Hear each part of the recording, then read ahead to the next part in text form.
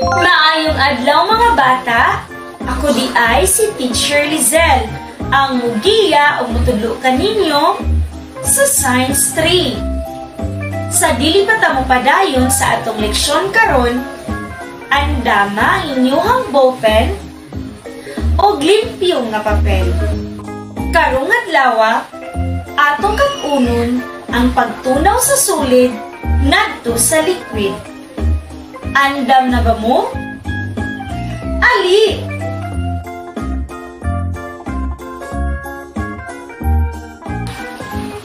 Mao kini ang mga katuyuan sa pagkat-on. Pag-ila sa mga hinungdan nga makahimo sa sulid ngadto sa liquid. Paghulagway sa mga kausaban sa mga material base sa epekto sa temperatura gikan sa sulid ngadto sa liquid. Pagpakita og pagsalig sa kaugalingon sa pagtubag sa mga kalihukan nga husto. Pagpakita og pag-amping sa paggamit sa mga init ug bugnaw nga mga butang. Karon, andam na ba mo maminaw og mubo nga istorya? Ang uluhan sa istorya mahitungod sa ice cream. Si Ana, usa ka buutan nga anak ni Manang Myrna. Usa ka adlaw, nanuroy sila sa parke. Didto, adunay naninda og ice cream. Gipalitan ni Manang Myrna og ice cream si Ana, kay kahibalo siya nga paborito ni Ana kini. Salamat ma, imo kong gipalitan og ice cream. Walay sapayan anak, kahibalo ko nga paborito nimo ang ice cream. Unya na lang ko ni kaunon ma, inig kaabot sa balay. Nakunak, kung unya pa na nimo kaunon, basin malanay na. Ilabi na, init ang panahon karon. Sige ma, ako na lang kining kaunon. Karon, tubaga ang mga pangutana base sa istorya.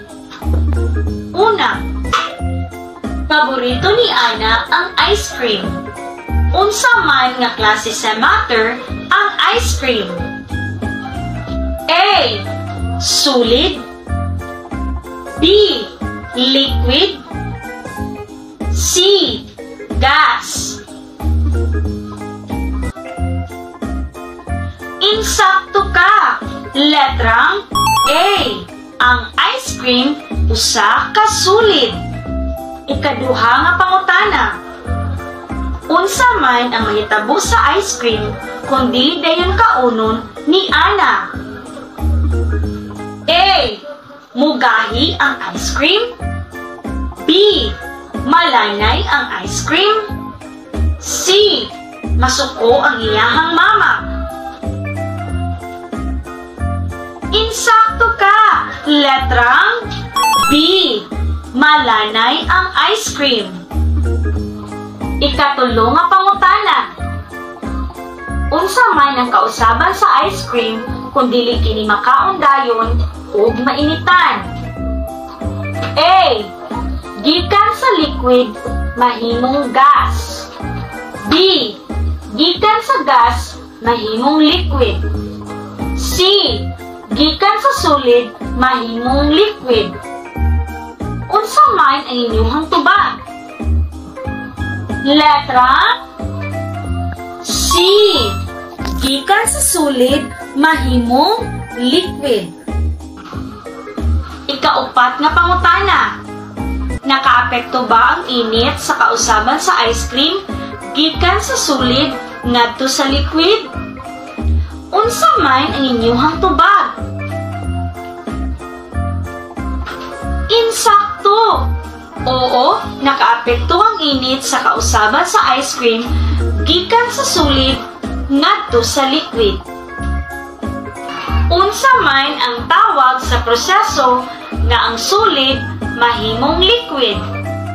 Kini gitawag og pagtunaw o melting process. Ang melting o pagtunaw Mao ang proseso kung diin adunay kausaban ang usa ka material gikan sa sulid ngadto sa liquid. Ang temperatura mao ang giniton o gibugnawon sa usa ka material. Kini nakaapekto sa kausaban sa usa ka material.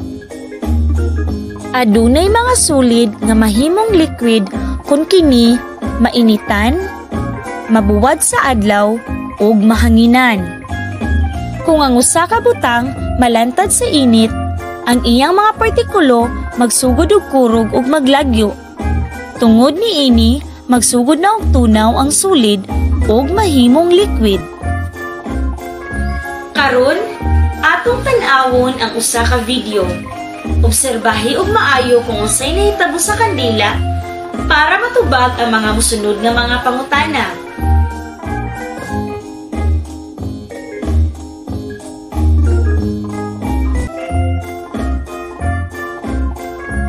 Base sa video nga inyuhang nakita, aduna ba'y kausaban nga hinahitabo sa kandila? Very good! Adunay nahitabo nga kausaban sa kandila. Unsa man ang kausaban nga nahitabo sa kandila? Insakto ka! Nahilis o natunaw ang kandila. Unsa man ang hinungdan kung nganong nahilis o natunaw ang kandila? Very good! Nahilis ang kandila tungod sa kainit sa kalayo. Human nahilis ang kandila, nibalik ba ang iyahang porma? Very good! Human nahilis ang kandila, wala na nibalik ang iyahang porma. Unsa man ang kausaban sa matter nga inyuhang nakita sa kandila ug giunsa man ni pagkausab niini? Very good! Ang kandila usa ka pananglitan sa solid nga nahimong liquid tungod nahilis kini og nalanay sa kainit sa kayo. Unsa man ang tawag sa proseso kung diin ang solid nahimong liquid? Insakto ka! Gitawag kini og melting o pagtunaw. Hinumdumi na ang sulid nga butang pwede nga mamahimong liquid pinaagi sa proseso nga gitawag og melting. Kung ang usa ka butang malantad sa init, ang iyang mga partikulo magsugod og kurog ug maglagyo. Tungod niini, magsugod ng pagtunaw ang sulid ug mahimong liquid. Ang pagsaka sa temperatura nakaapekto sa kausaban sa usa ka material. Very good mga bata! Nakuha ninyo ang mga insaktong tubag.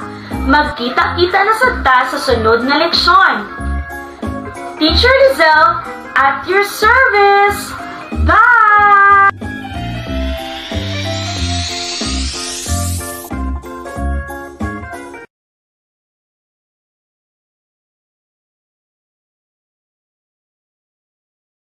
Credits, editor and videographer. Credits, quality assurance team.